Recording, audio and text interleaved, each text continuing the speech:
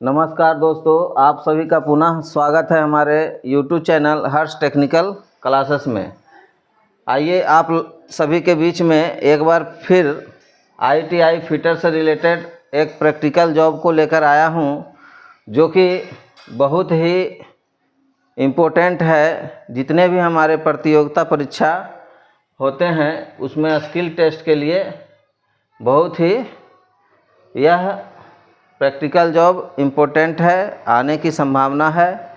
इसलिए जितने भी हमारे बच्चे तैयारी कर रहे हैं स्किल टेस्ट का, जो कि वर्क स्किल टेस्ट के लिए तैयारी कर रहे हैं, वो सब के लिए बहुत ही इम्पोर्टेंट ये आज का टॉपिक होने जा रहा है।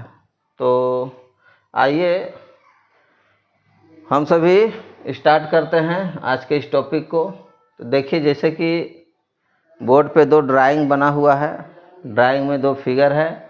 फिगर में आपका देखिए सारा दर्शाया गया है।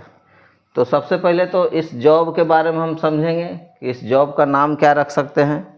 ये फिटिंग जॉब है और इसका हम लोग नाम जैसा कि देख रहे हैं कि टी शेप में बना हुआ है।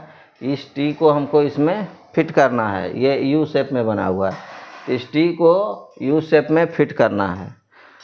तो आइए समझते हैं पहले ड्राइंग में कि क्या कह रहा है, कैसे कैसे इसमें क्या करना है। तो देखिए, जैसा कि ये देख रहे हैं आप, इसकी यहाँ से यहाँ तक की दूरी कितना हो जाएगा, 45 mm। देखिए यहाँ 30 और 15, 45 mm हो गया इसकी पार्ट ए की लंबाई, और चौड़ाई हो गया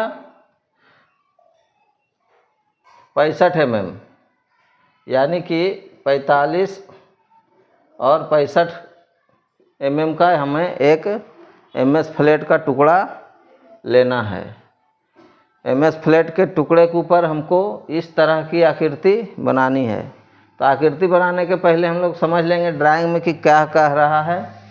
तो जैसा कि देखिए, यहाँ से यहाँ की दूरी हमको कितना लेना है, 15 mm। मतलब कि ये हमारा जो है 15 mm लेना है, और ये यहाँ से यहाँ की दूरी 30 mm। मतलब ये पार्ट जो हमारा यहाँ से यहाँ तक है ये 30 mm का होगा। उसके बाद देखिए बीच में यहाँ पे दो अर्धगोलाकार बना हुआ है। तो इसका मतलब देखिए यहाँ दर्शाया गया है, डाया 6x2 लिखा हुआ है। तो डाया 6 का मतलब हुआ ये जो हमारा है दो होल बनेगा 6 mm का, 6 mm ड्रिल होल दो होगा यहाँ पे। और उसके बाद देखिए ये कॉर्नर पे हमारा क्या है, इस तरह से रेडियस में मुड़ा हुआ है। तो देखिए R लिखा हुआ है यहाँ पे, R2 इंटू 10 mm। ये हमारा जो है 10 mm का रेडियस यहाँ पे बनेगा। तो इसी तरह का फिगर हम लोग क्या करेंगे, पहले मेटल पे बनाएंगे। स्टील रूल और जैनी कैलीपर, डिवाइडर, पंच, ये सब का यूज करते हुए हमें ये टी का फिगर बनाना है। बनाने के बाद इसकी मार्किंग करनी है। मार्किंग के बाद डॉट पेन से यूज करना है। डॉट पेन से सारा जितना भी मार्किंग किया हुआ है उसको पक्का हम लोग करेंगे। उसके बाद ये जो हमारा भाग था जहाँ पे डाया 6 का ड्रिल होल करना है, वहाँ पे क्या करेंगे, सेंटर पंच का यूज कर लेंगे। सेंटर पंच का यूज करने के बाद इसको हम लोग ड्रिल मशीन के पास ले जाएंगे। उसमें मशीन वाइस पे इसको सेट करके ये हमारा 6 mm का पहले ड्रिल होल करेंगे। उसके बाद ही हम लोग हेक्साइंग की प्रक्रिया करेंगे। अगर हेक्साइंग हम लोग पहले कर लेते हैं, जैसे कि देखिए ये मेटल यहाँ से काट दिए, यहाँ से काट दिए, तो ये तो निकल गया, तो ये स्क्वायर शेप में हो जाएगा। फिर यहाँ पे आप ड्रिल नहीं कर पाइएगा। इसलिए पहले ड्रिलिंग की प्रक्रिया करना है। इस जॉब को बनाने में पहले ड्रिलिंग की प्रक्रिया होगी, उसके बाद ही हेक्साइंग करके ये पार्ट और ये पार्ट निकालिएगा। ये पार्ट और ये पार्ट निकालना है हेक्साइंग करने के बाद। अगर पहले आप निकाल देते हैं गलती से तो फिर आपका जॉब सही नहीं बनेगा, क्योंकि यहाँ पे ड्रिलिंग नहीं हो पाएगा। उसी तरह रेडियस का ये मार्किंग है, रेडियस के लिए क्या करना है, 10 mm इधर से इस तरह से लेना है, इधर से 10 mm लेके लाइन खींचना है। उसके बाद ये हमारा केंद्र बिंदु ज्ञात होता है, यहाँ से डिवाइडर के द्वारा 10 mm का हम लोग रेडियस प्राप्त करेंगे। उसके बाद इसको फाइलिंग के द्वारा हम लोग फाइल करके इसकी आकृति रेडियस के अनुसार देंगे। फिर इसको रेडियस गेज के द्वारा भी हम लोग चेक कर सकते हैं कि हमारा ये साइज सही हुआ या नहीं। तो पार्ट ए को हम लोग इस तरह से कंप्लीट करके फिनिश करेंगे। आइए चलते हैं पार्ट बी में। तो पार्ट बी में देखिए हमारा वही साइज है 65 mm। 65 mm ये हो गया चौड़ाई इसका, और ऊपर हो गया आपका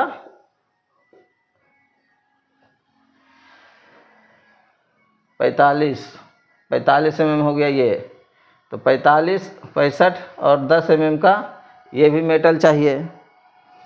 तो इसमें क्या करना है, इसमें भी देखिए 2 गो यहाँ पे दिया हुआ है, 2 ड्रिल का निशान यहाँ पे दिया हुआ है। तो क्या करना है, पहले इस मेटल को हम लोग इस तरह से प्राप्त करेंगे, और मेटल में हम लोग क्या करेंगे, इस तरह से ड्राइंग के अनुसार मार्किंग करेंगे। मार्किंग करने के बाद यहाँ पे सेंटर पंच का यूज करेंगे, और यहाँ पे देखिए डॉट पंच का यूज हो गया।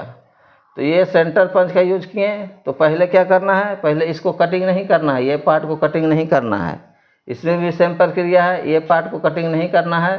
पहले इसको ड्रिल मशीन वाइस में इसको बांध करके और इसको हम लोग ड्रिलिंग करेंगे। कितना देखिए लिखा हुआ है 6 डाया 6 × 2 mm। तो डाया 6 × 2 mm जो लिखा हुआ है उसी साइज का ड्रिल हम लोग यहाँ पे 2 पहले कर लेंगे, 1 और 1 2, ये दोनों जगह कर लिया जाएगा।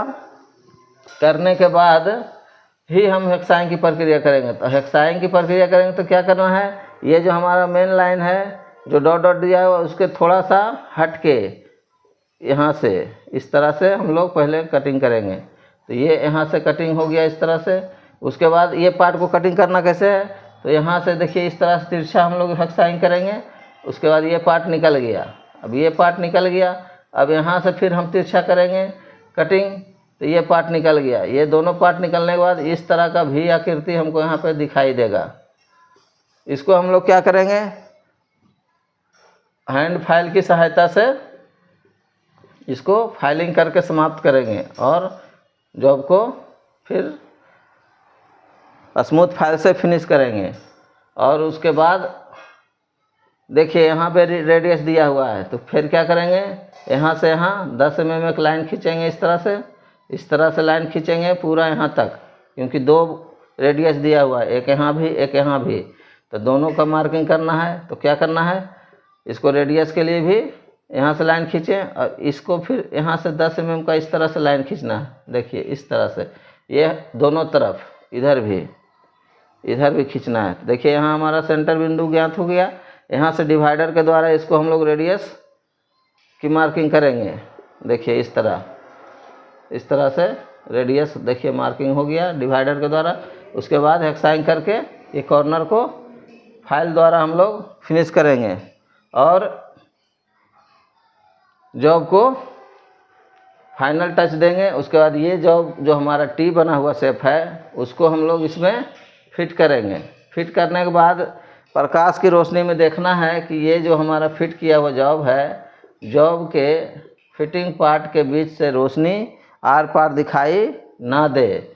अगर रोशनी आर पार दिखाई देती है तो आपका जॉब कंप्लीट नहीं बढ़िया से माना जाएगा, फिनिशिंग बढ़िया से नहीं माना जाएगा, और एक्यूरेसी में जॉब आपका कंप्लीट नहीं होगा, जिसके कारण आपको स्किल टेस्ट में छटने की संभावना बनी रहेगी। इसलिए जितने भी हमारे प्रैक्टिकल के साथी हैं जो बार्क में स्किल टेस्ट देने जा रहे हैं, वो इस बात को एकदम बहुत ही बारीकी से समझ जाइए कि ये गलती कभी नहीं होना चाहिए। जो मेजरिंग दिया हुआ रहेगा वो मेजरिंग के अनुसार ही जॉब को बनाना है। वर्नियर कैलीपर के द्वारा माप लेना है। अगर यहाँ की साइज हमें 65 mm दिया हुआ है, अगर ये 65 mm दिया हुआ है तो 65 mm ही होना चाहिए, उससे थोड़ा सा कम या ज़्यादा नहीं होना चाहिए।